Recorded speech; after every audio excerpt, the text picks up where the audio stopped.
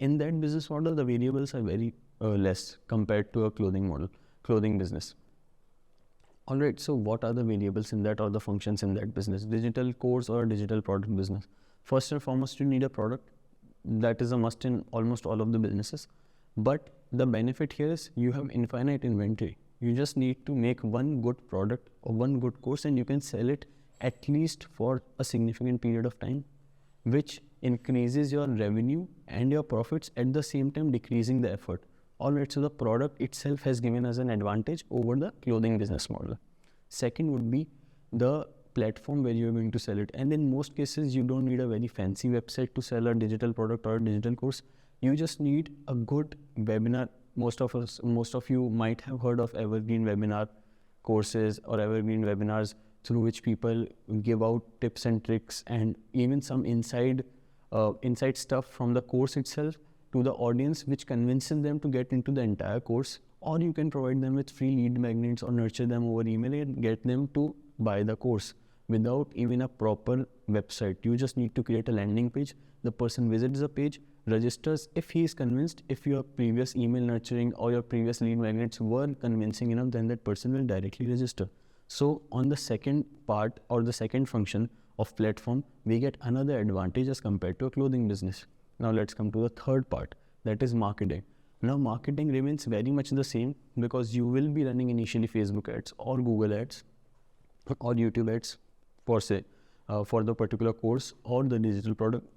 But there is no concept of influencer marketing in most of the cases in digital products until and unless your product is a SaaS or some other sort of product. But independently made digital products or courses most of the times are not promoted by influencers, as you might have seen in your day-to-day life from the Instagram ads that you get daily while scrolling.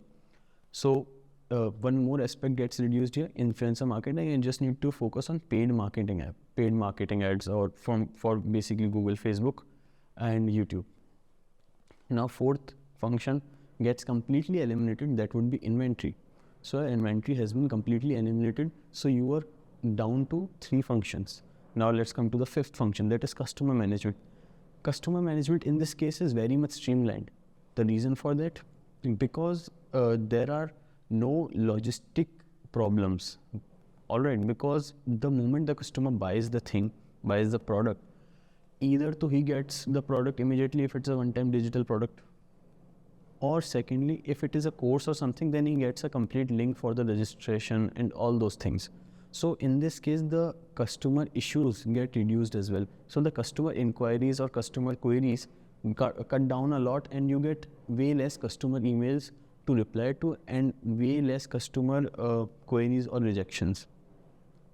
Thirdly, in this, if you have a digital course, suppose, let's say, then the customer inquiries are even further cut down because you would need to provide a Q&A both during the course and after the webinar if you are providing a webinar for course registration.